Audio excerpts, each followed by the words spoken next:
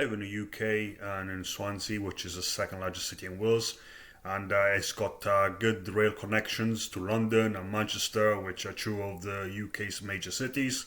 And I tend to catch a train a lot.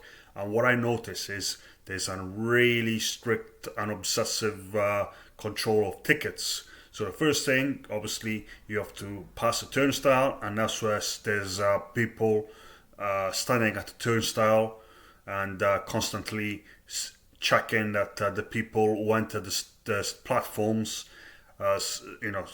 put their ticket into the turnstile machine and make sure that they don't, bypass without a ticket.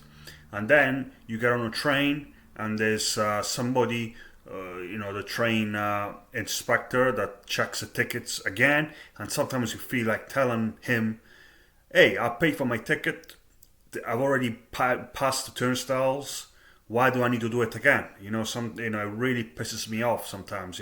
I can understand when people get on the station where there's unmanned, there's no turnstiles and it's unmanned, so you have to check if they bought a ticket.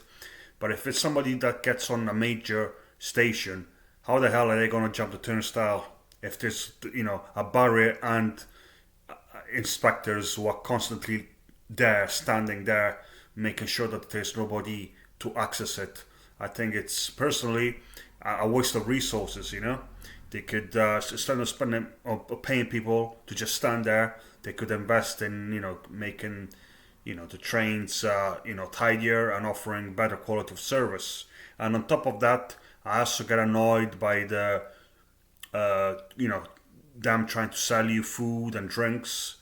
I mean, there's already enough hot and and cold drink vendors within the station. You have usually Costa, a Greggs, a WH Smith, and all these places. They all sell food, especially in major stations. And obviously another fundamental flaw of the rail network is the delays, particularly in the winter. There's a lot of faults, a lot of debris that goes on because of debris, because of the weather impacting the signals. The UK rail is one of the most unreliable probably in the Western world. I'm not sure if in France, Germany, Belgium, Holland, if it's if it's any worse, or if it's as worse as the one here in the UK. It probably isn't.